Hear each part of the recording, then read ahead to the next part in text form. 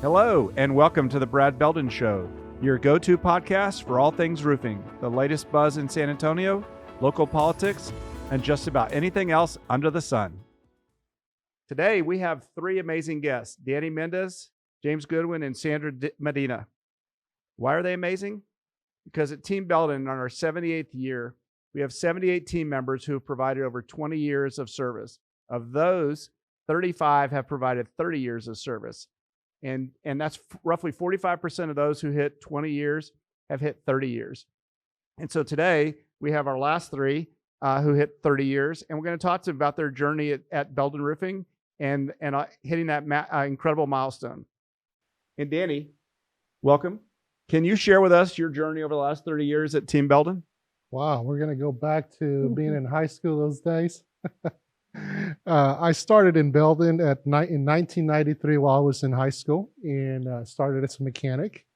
And after graduating high school, Brad had asked, "Hey, do you mind traveling to North Carolina? We have a lot of trucks that are breaking down, and I'd like you to go out there and repair those trucks for us." Had never been away from home, and it's like, what am I fixing to do? And so traveled, and little did I know that I was traveling to a basic training for a Marine Corps in Camp Lejeune, North Carolina. So very interesting, very challenging. And during that time frame I was there, we also went through a couple of hurricanes. So had a lot of challenges to learn from. During my time frame there, there was only so much mechanic work I can do, and I started always wanting to help on doing other things and making sure things got accomplished. Also asked a lot of questions of why they did things. So learned a lot about roofing. Never thought I would learn being that young and being in another trade and doing roofing at that moment. During my time frame there was many project managers that came in and out of the business, and learned that I had to step up, because during those transitions, there was a lot of things not being done. So I had to make sure that our Corps of Inspectors were happy, and I learned how to fill out government reports, learn the business, learn terminology. So not only was I doing mechanic work, but I was also doing basic superintendent work. Nobody asked me to do that, but I felt that, hey, if you're paid to do something, that you should be willing to jump in and help others. Soon enough, I became a superintendent there in Camp Lejeune, and was managing several shingle jobs and hangars with the assistance of other project managers. Spent about 2 years there, and came back home to San Antonio, and was promoted to superintendent here in San Antonio. Managed several jobs, and during that time frame, I was asked if I had any interest in being moved up to production manager. That's because I wanted out of that job. And early in those days, I did not know much about computers, and I got an anonymous email that said, "Hey, why don't you jump in and apply for that job?" And I'm like, who is this emailing me? I thought they were playing a joke on me. I ignored that email, and a week later, I got an email from Brad that said, "Hey, my father and I would like to talk to you." And I'm like, oh man, what did I do? think it said, "Did you not get my first email?" Something to that effect. And then I got an email about coming to see them. I mean, I must have been 20 years old when I was asked to come see the CEO and the president, and it was pretty nerve-wracking, because that happened on a Friday, and I was supposed to see them on a Monday. And that's how my career evolved and took off, where they saw what I had to bring to the company, and I saw what they needed. And I've always had leadership skills for people to follow me and accomplish things. And soon enough, I became a production manager, then worked myself into a chief operating officer, and moved on, and eventually became president, the first non-family member to become president. So it's been a great challenge. It's been a good ride. And I think what you left off was, if you remember, the first individual that we hired, from Lee, when we went to Lee High School, because that's where myself and my siblings went, and in the vocational program that was in place at that time. And actually, Sandra was in school with me. Mm-hmm. And so we went to Lee, and we reached out to Lee High School, and we asked them for an individual that was talented in small engines. And many people recall what happened. I asked him if he could grease the front ends of the trucks, because he came in like at 4 o'clock and worked till 10 every night. And he said, absolutely, I'll be sure to grease the front ends of the trucks. I came back the next morning, and it looked like Vaseline was on the front end of every one of our 21 2-ton trucks. Mm-hmm. And I couldn't help but stop. I must have laughed for 15 minutes. And I clearly learned I didn't communicate very effectively. But we called Lee High School and said, hey, is there somebody else that you have? And they said, the only person we have is a young man who's studying electronics. I said, send him this way. And 30 years later, you're still here. Wow. So James, you actually got here before Danny, a couple months before Danny. Yep. And you were selling my dad an alarm system. Right. And he was so impressed with you that he offered you a job. So can you walk us through your journey as well? Well, I started out in the construction industry, and when the savings and loans crashed, I got into selling access control and closed circuit TV. And one day, a gentleman called at the office wanting an alarm, and ended up going out to meet him, and it was Mike Beldon. I didn't grow up in San Antonio, so I didn't recognize the name. And that probably didn't sit very well with him, did it? No. But we installed the system the very next day. They were moving from the house where, raised all their kids, and they were going to build a house. So it took a year for them to do that.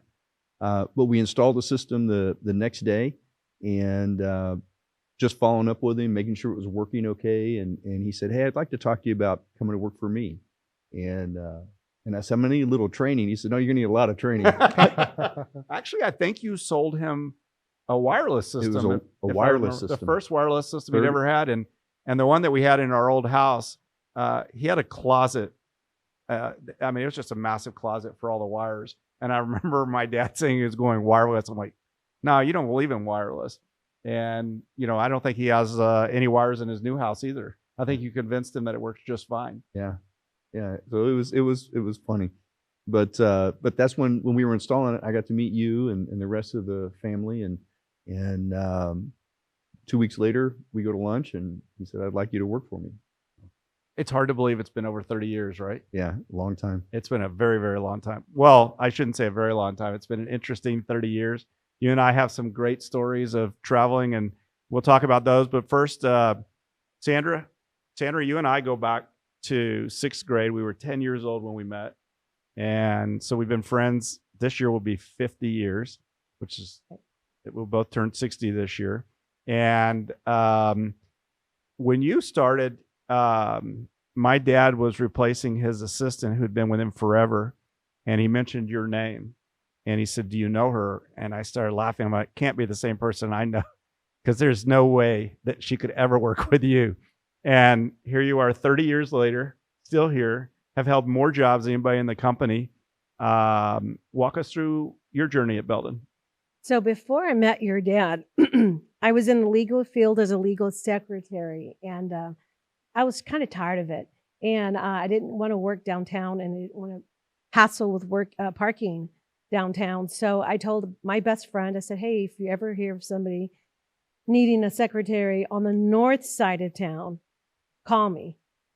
And at the same time, I tell this story to everybody. I asked my mother to pray with me and say, Mom, I can't stand my job. Will you pray with me to go work somewhere else? And she said, okay, well, what do you want to do? I said, I don't know. Same thing, but just I don't want to work downtown. And I said, I've always wanted to work for a Jewish family. I don't know why I said that. So she prayed with me. 2 weeks later, my best friend calls me and says, hey, can you come downstairs? A headhunter wants me to go work for a man, a contractor on the north side of town. I said, sure, what the heck? I met with the headhunter at the time, because that's how we did it back then, headhunters, and met Mike at a coffee shop, talked with him for about 30 minutes. That was before Starbucks, though, right? Jim's. I think it was a Jim's. It was at the Jim's at Blanco and 410. So he said, he called me and said, hey, can you go take a test? And I said, sure, why not? took the test. I thought I failed because all the questions were dumb. I just didn't understand them. And I don't think my dad understood them either. the next day he called me and offered me a job, and I took it. And so, of course, he mentioned Brad's name, and I went, Brad. Of course, I know Brad. I never thought the person I walked the hallways with at Lee and Jackson.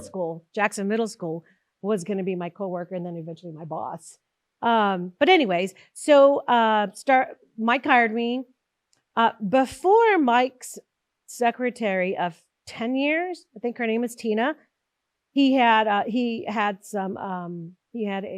what were they called back then? I guess she was just the ones that temporary. He had a temp working in a position, and he asked me, hey, do you want to learn from her for 2 weeks, or do you just want to do it cold turkey? I said, get rid of her. I don't want to learn anybody's bad habits. So I started from scratch. And then Mike became president of the Greater Chamber of Commerce, and my life was crazy for the first 3 months. I had no idea what fascia was. I thought fascia was something that you did to your face. I didn't know anything about construction, and because I was in the legal field. But anyhow, Mike and I had an agreement. Mike said, hey, what do you require of me? And I said, don't ever yell at me. And he goes, well, that sure. didn't last very long. He said, got it. And then he asked me, he asked me, he goes, the only thing I ask is that don't be late to work. And I think I was late to work one time. One time I was late to work, and that never happened again. So his philosophy was if you're early, you're on time. Correct. If you're on time, you're late. Correct. So still is his philosophy. Our deal was that I would work for him for 10 years. And after 10 years, we'd see what would happen. So after 10 years finished, this is when Mike was getting ready to step down. And then Brad was ushered in as the next president. And I thought, okay, why not? So then Brad asked me to be his assistant. And at that time, Brad changed the title from secretary admin assistant to team partner. So I became Brad's team partner. And it was just sort of like from one baton to the next baton. And it was. But this baton didn't yell. It was pretty seamless. And that's how it started. That's how I started. So of all people, I think Danny and James would agree, you've held more positions in Beldon than anybody else, which I think says a lot about your skill set. So it always happens that if we need to move somebody in the company, I know James always says, if you haven't sat at 6 desks, you haven't worked at Beldon. but what is it about your skill set and what is it about Beldon that allowed you to move across 10 plus or minus jobs? Yeah. One of the best things about what I do or about Beldon is that if you want to learn it, they're going to help you learn it. So if I want to learn about something, I just go to, or now I go to Danny or I go to James. I say, I want to learn something. Can I take a class? Sure, take it. And you're sent to take a class. And that's kind of how we do it today. But when Brad was president, we were really busy and Brad was traveling a lot. I knew that I had to learn what he did in order to make things work in the office. So I said, if Brad can do it, I can do it. Well, and Marriott became my middle name, right? He was very busy. He was gone constantly. So I just dove into that position. I learned what he did. I learned to see what he's looking at. And I asked a lot of questions. And my coworkers were never too busy to help me. And so I wanted to know more than what somebody else knew. I knew that if I knew more than someone else, then if it ever came time for raises or promotions, at least I've had backup. But yeah, that's what I like about working at Beldon. If you want to learn something, they're going to help you attain that goal to learn a new skill. That's great. James, what are some of the challenges that you faced in your career and how did you overcome them? So I mean, starting in the alarm business and moving into roofing, right? I think one of the challenges I had was just being a better communicator, better written communicator. I remember when I started, your dad had that 6-foot tall pencil and we'd take drafts to him and he'd edit it, over and over again. And that was before Google Docs, right? Before Google Docs. And yeah, I love Google Docs. It's so much easier. And spell check and everything else. but that, I think just being a better communicator. Yeah. Has helped you. And becoming more detail oriented. And Danny, over the time you've seen, you've had very little professional training. You've learned everything on your own. As you say, you're the YouTube king. So your leadership philosophies have been really, I think, what you've seen from my grandfather, from my dad, and from myself. And how would you say that your leadership style has evolved over your 30 years at Beldon? Well, I think it evolves depending on who your audience is, right? I mean, I think at one point in my career when I was in production, you're an executor and you're trying to figure out how you make a group of people accomplish your goal. And so that's a different way of motivating people, right? Clear communication. You don't think it's the fact that you're 6'4"? That's probably a big part of it. and a big part of it was that I was able to communicate with our workforce, which helped me in my career. But I think as I grew into the president role, it changes because at that point you have to figure out what you're trying to accomplish. And at that point you're trying to accomplish and make sure that you form a team. You're active listening as well to make sure that you're delivering and what you're listening, right? And making sure that that you're able to motivate a team. So it was hard for me. It was hard for me to step back and say, allow my team to grow. So I had to be able to step back and not be in it all the time and have that executor hat in me all the time. So you and I have always shared the philosophy that integrity is the one thing that has driven us. And you and I talk about we could work out every day, which you do, I don't. Work out every day and you could still be struck with an illness. You can make a lot of money and you could lose it. But the one thing that you and I firmly believe in is that the integrity is the only thing that you can control in your life and nobody can control that. And I think you've done a really good job of using that in your leadership style over the years. And I think that your team actually sees that in you. I agree. I mean, we always do it right the first time. And I think if you insist that in your team, you're going to be there for a long time and people are going to follow you and customers are going to follow you. They're going to want to do business with you because they know you do it the right way. So for you to be successful, you and I have always talked about this as well. You and Evelyn are a true partnership. And Susan and I have been married 35 years and Susan has never once asked me when I'm coming home. She understands that you got to do what you got to do. Can you talk about your family philosophy and how it affects your work-life balance? Well, I think early before, Evelyn and we started dating in high school. I married her right out of high school and we both had a clear head on what we wanted to do in life, had kids young and I wanted to build my career. So, we had clear ideas of how we wanted to treat each other. And a lot of it has to do with understanding what everyone's responsibility is. And so we both knew what our responsibility was. Her responsibility, she wanted, was to raise our kids and be around our kids all the time. My responsibility was to provide for our kids. So we set that standard for us. We always said we would respect one another to make sure that, hey, she understood that work came before pleasure. And so we understood that. And then the last thing was loving our family and loving others. And that's what made us successful. And I've always said, and people ask me, what made you successful in business? And I've always said behind a successful man is a great woman. And that's what I consider her. I think you and I have one other thing we share in common. We're both scared to death of our spouses. We got to work really hard, right?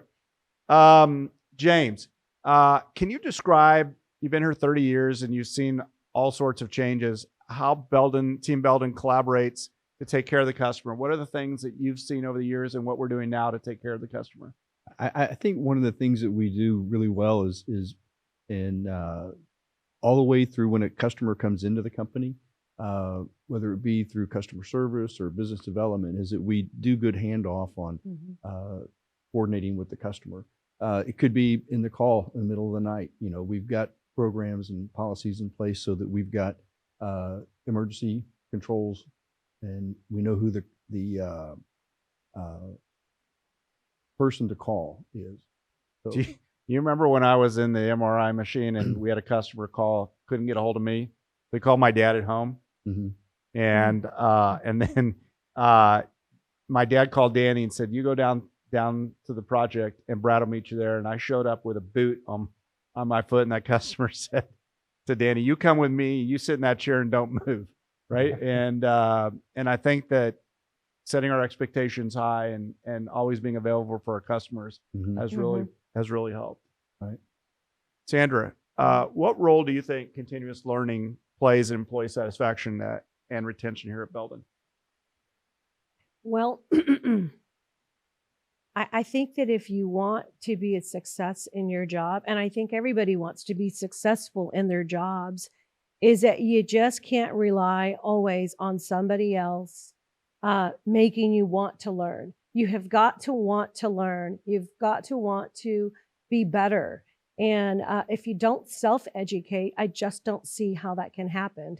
It's just like going to college or going to school. I mean, you can take the classes, but if you don't study, you're never going to pass. You're never going to get that degree. And I think it's the same at work. We have this great reputation at Beldon Roofing, and I tell this to everyone that wants to buy a roof, is that we're not just better because we say we're better. We're better is because we make ourselves better, because we self-educate, we take the time to learn and to train, and we hold each other accountable. Like James is saying, we have these processes in place, and the only reason those processes work because we all really care about our jobs, and we want to make sure that we take care of the customer. And self-education is a big way of doing that. So it's funny you should say that. Here in our studio, we brought a consultant in one day, not for the studio. Walked him through the studio, and Danny and I were walking with him, and he said, "Who built your studio?" And Danny said, "We built it." And you're like, no, really, who built this studio? And I think Danny, you said, "Have you ever heard of YouTube?" Right. Yeah. And you can learn a lot if you're willing to put in the time and effort, right? Absolutely. Of course, we made some mistakes in building out the studio, but we learned a lot, Right. and we built it to our needs and not necessarily anybody else's needs. And that's one of the things that I think we like to do here is think outside the box and how do you accomplish that?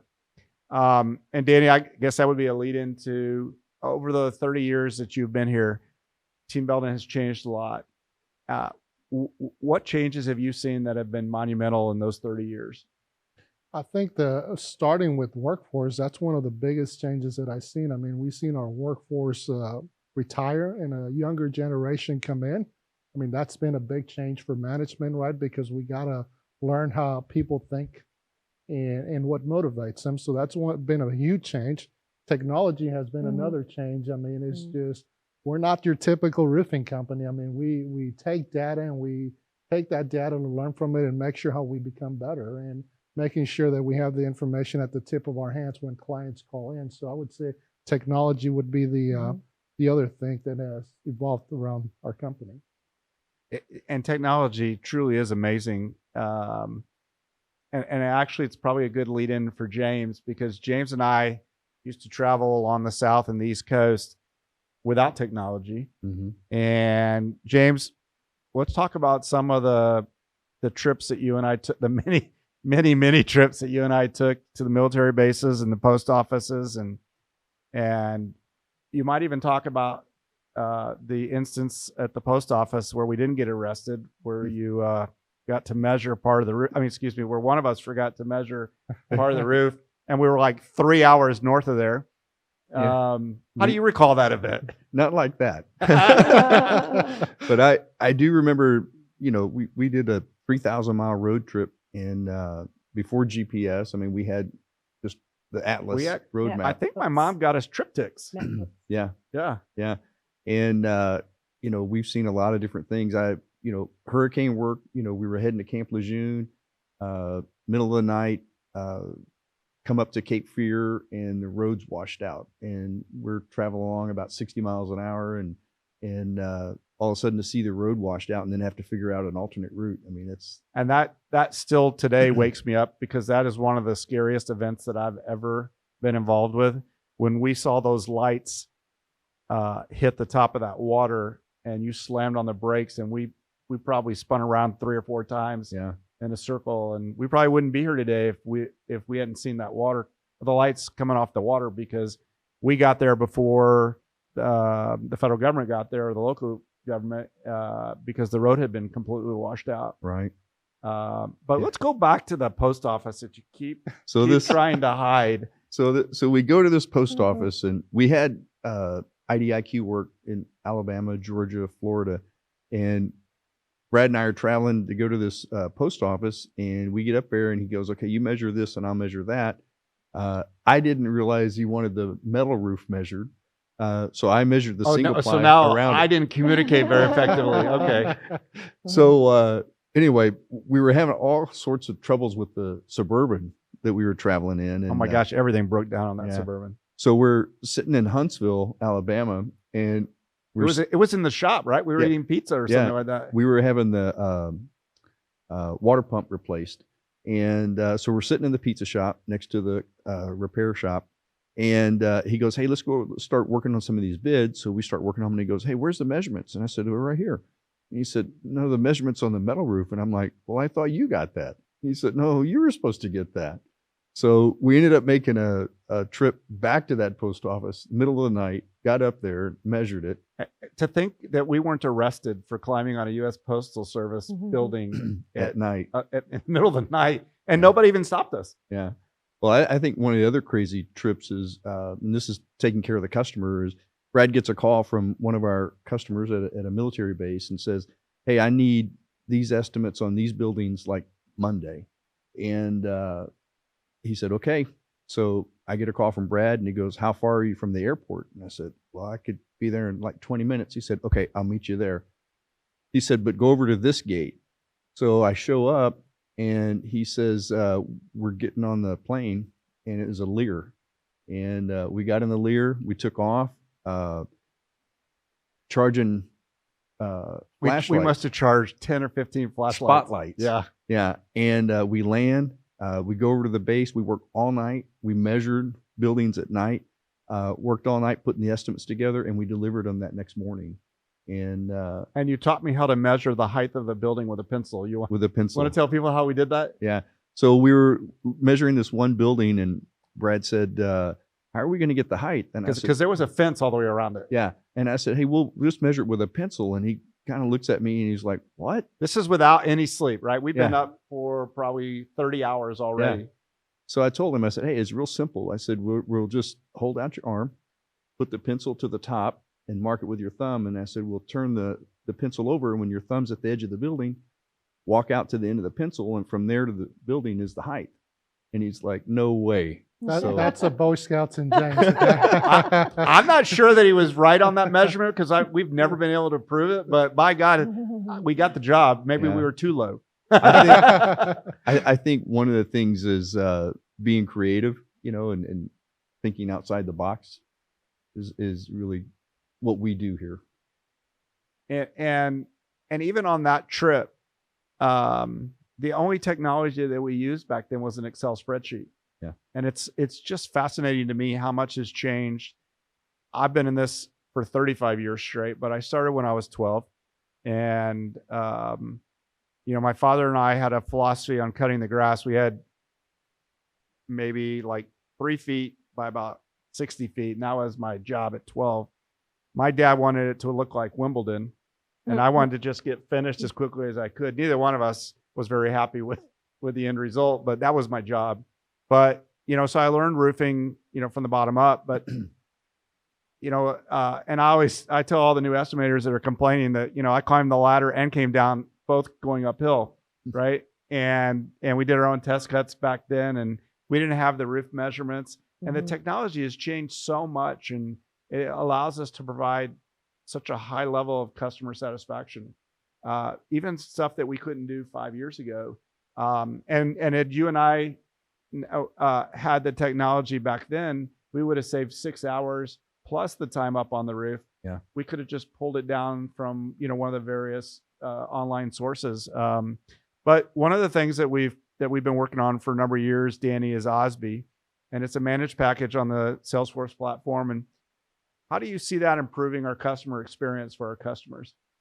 Well, I mean, as you know, I was part of that as we talked about it, and it was a great idea you had, and we evolved through all our experience here in our organization, and we always said we wanted to be the Amazon experience, right?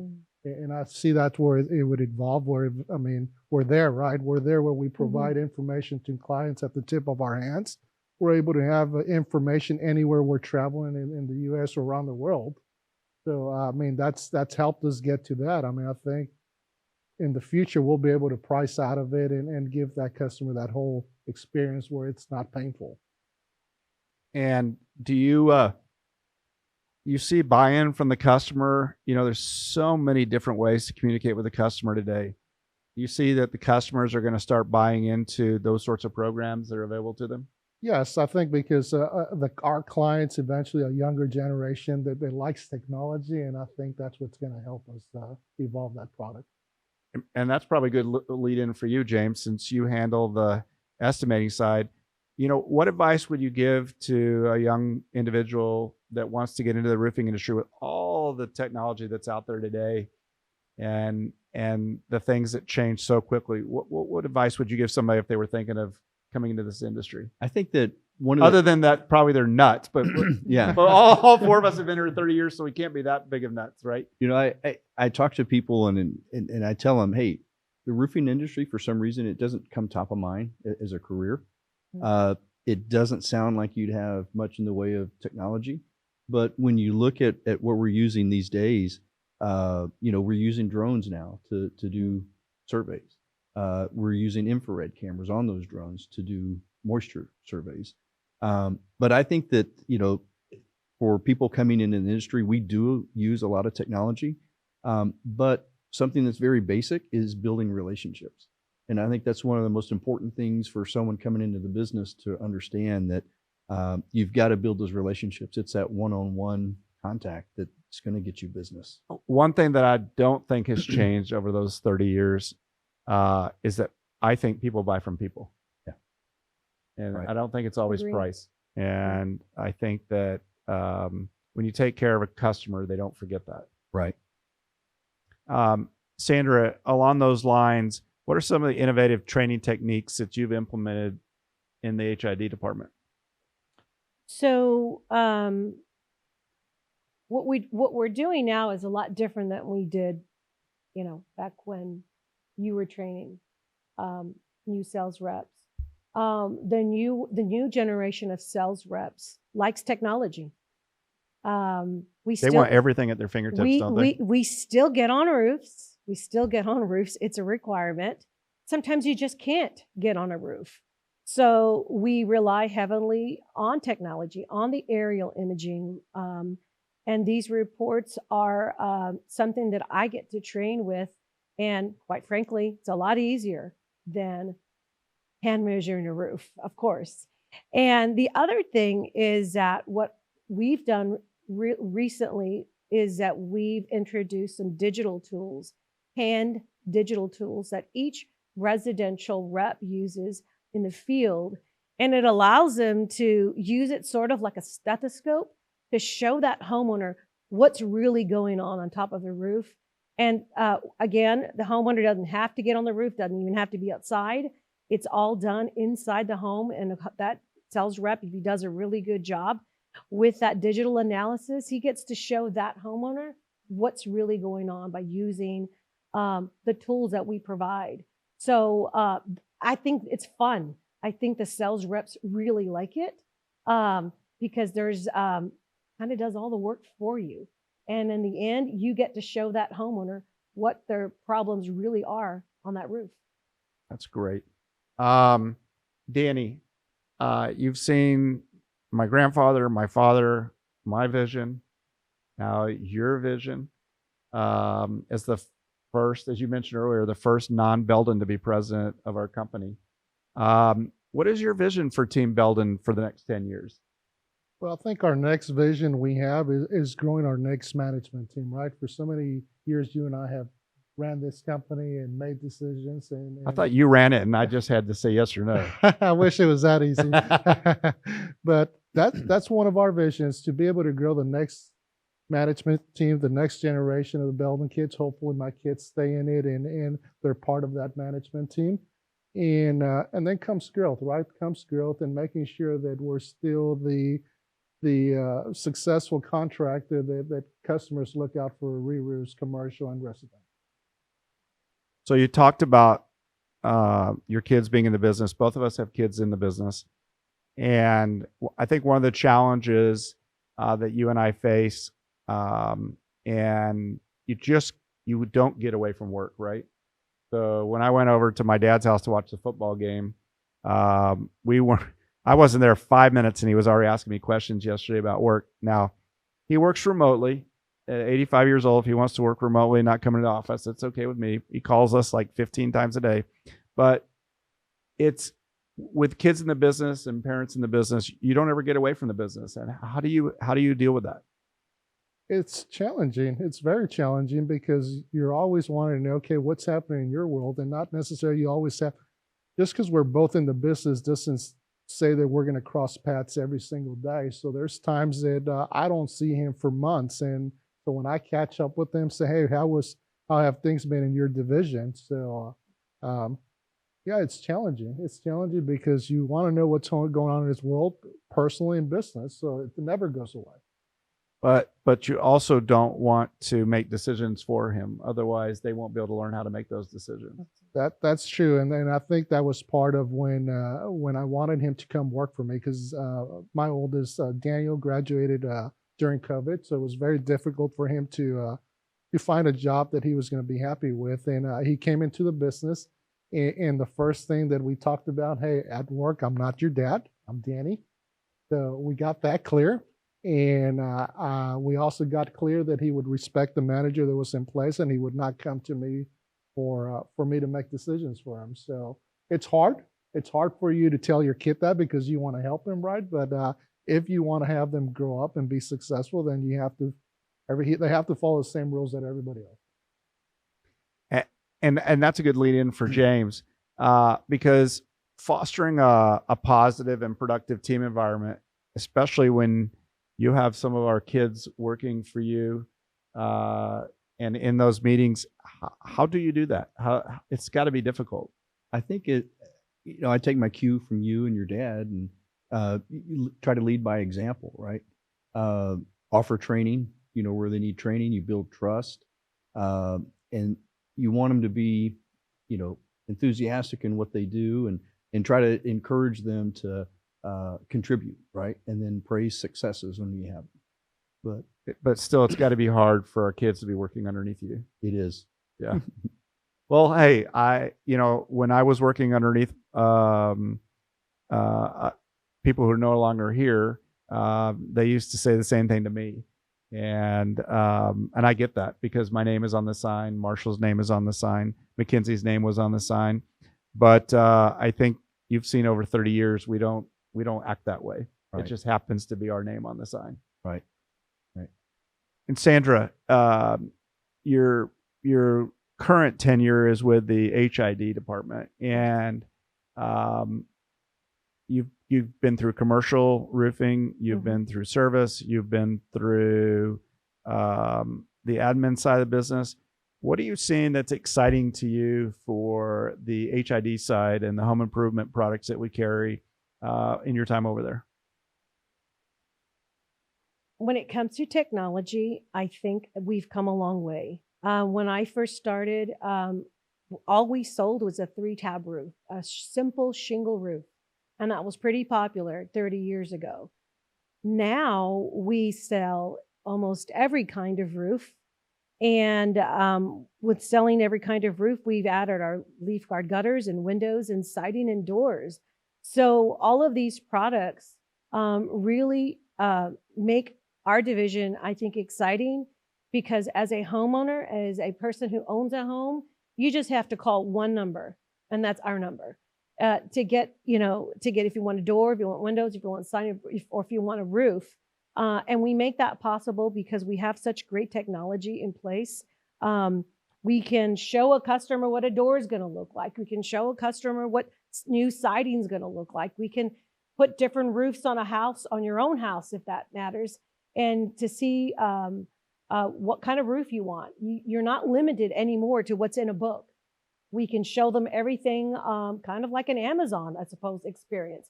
We can show them exactly what it would look like. And I think it's just, people love to shop. We just make shopping fun. Don't you think it's cool with our widget on our website that customers can go on there Absolutely. and they can get a price instantaneously just by Right. going to quote.beldon.com and Right. and they'll know exactly when we're very transparent with everything that we do at Beldon Roofing. And I think they appreciate that. I had a customer tell us once is that they filled out an online form because they wanted to see what it would cost to put on in your roof.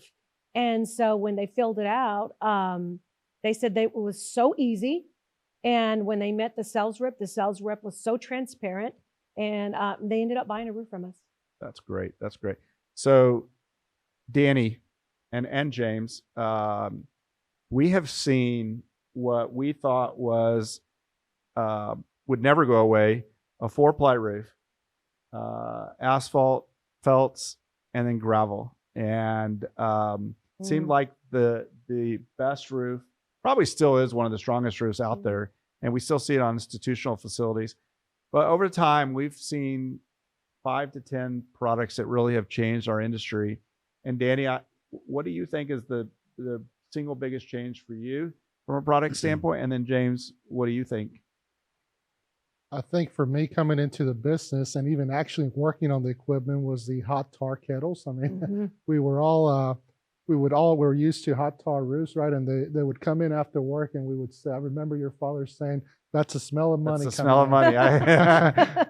It was a great smell. But throughout, I mean, single ply roofs started coming into play and adhesives and a different way of installing roofs with all this equipment not needed. And so that's been a big change for our company to take on new products like that and know that you don't need all this equipment and still be able to get the warranties that manufacturers provide. So we had 21 2-ton dump trucks because of all the stuff that we used to have to carry to job sites. And now really we drive F-250s or F-350s to the job sites, and a lot of the materials just roof loaded for us. Yeah. It's really changed everything. James, how about you? But I remember we had 25 kettles when I started, and it was, you'd smell the asphalt every evening. But the industry is changing from roof replacement more to restorations. So you're looking at more at coatings and single plies or recovers. And then the other thing is on the coatings, like PMMA coatings. Those are really awesome coatings, and they're getting rid of some of the traditional flashings that we used to do, like pitch pans and through leads are going to be going away. So even with those innovations, what you're seeing are better products, better solutions. Right. Historically, roofs don't leak in the field unless it's at a penetration. Right. And with the technology that's come out with PMMA and really no more pitch pans, I think that the roofs that we install today are certainly going to last a lot longer than they did when all 4 of us got into the industry. Right. Yeah, and it's interesting now. I've been in the industry so long that we're starting to see some of the roofs I sold when I first got in the business to come up for re-roofs. And our first single ply was an EPDM product. And now we're seeing TPO, we're seeing PVC, lots of changes in the industry. Right. And I think it's exciting. Right. And even, with the, some of the institutional work, you're starting to see hybrids. So you're starting to see some of the built up below, but you're getting the reflectivity of the PVCs on top. So that's interesting. And so what would you say to somebody that was considering a TPO or a PVC? What are the advantages and disadvantages to each product for any particular application? Because they're both great products, but in some instances, whether you have a restaurant or whether you have a strip center, each one serves a different client. Right. And I think what we do is when we're talking with a customer, we find out what's the use of their building going to be, and if they're going to be planning to change the use of it. The PVCs, I mean, that's great for chemical resistance and animal fats, for restaurants. So it really depends on what the use of the building and how long they're going to hold it. So we try to solve their problems and come up with solutions. Because no roof is perfect for any particular building. Right. Right. So as we close out today, James, your 30 years, and we'll go to each of y'all. Your 30 years, your biggest highlight of those 30 years? I think the biggest highlight is having the ability to grow and learn and build a career. And you've done that. You've done a great job. Yeah. And Danny, your greatest highlight? I would say that you come into an organization and you think that, wow, this company has been in business so many years, right? And then you realize that the knowledge is the people. It's a secret sauce of the company, right? And to me, that's been the big highlight, to take a group of individuals that learn and can deliver a quality product. So I would say our secret sauce are people. So I say that about Sure. Chick-fil-A too, right? That the secret sauce is the people. Sandra.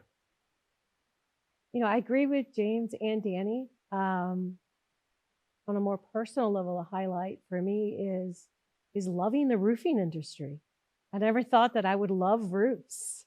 I catch myself driving by homes looking at roofs. So that's just something that I think then in my career that I could say is that I really love the roofing industry. I think we all do. We go on vacations and we're staring at roofs. I'm and our staring at significant roofs. others are telling us, "What are y'all doing? You're not supposed to be working." But we Yeah. see some cool stuff, right? Yeah, Right. Chris is like, "What are you doing?" I'm taking a picture of this cool roof. You Yeah. know? Well, I sent y'all a picture from New Orleans Yeah. a couple weeks ago from my hotel window, and I said, "Well, that's one way to keep water out of the drain." Yeah. Remember, they had built a moat around it so that water couldn't get to the drain Right. because Yeah. that drain was probably leaking. And it's been a great ride. It's been a lot of fun. I really enjoy the new generation of talent that's coming up within our organization. And I like the fact that a couple of years ago, we started focusing on who's the next leaders of our company. We use the EOS system to help manage and teach ourselves. And then we're using that system to help lead that next generation, so that if you buy a roof from us today, and of course, it won't be mine and Danny's or James's or Sandra's responsibility, it'll be Marshall's responsibility or Daniel's responsibility to service that roof 20 years. I hope that we're retired in 20 years, right? It won't be our responsibility. But it's been fun. And I don't, as I tell Susan all the time, I don't consider this a job. When I come in here, yes, some days are rougher than others, but to me, I enjoy what I do. Mhm. And yes, my name is on the sign, but even if my name wasn't on the sign, I don't think I'd approach the world any differently. And for things outside of work, I approach them the same way. And I think that, if you're working with people that you truly enjoy working with and people that you love, it's not work. Mhm. It's challenging, Yeah. but it's not work, right? Right. I mean, Agree. it's still a lot of fun. So I thank y'all for joining me today on our Thank you. inaugural podcast. Thank you. And for those of you who have time to tune in tomorrow, our guest tomorrow will be David Taggart. Yes, a competitor. We talk to all of our friends. And for those of you who don't know David, he owns A5 Roofing. And David had a fire last week, and it was a challenge for him. And we're going to talk tomorrow about the challenges he faced with insurance, the steps that he went through to obtain coverage, and some recommendations that he has in the event that you have a fire. So thanks again for coming. This has been the Brad Beldon Show, your go-to podcast for all things roofing, the latest buzz in San Antonio, local politics, and just about anything under the sun. Thank you for coming, and we'll see you tomorrow.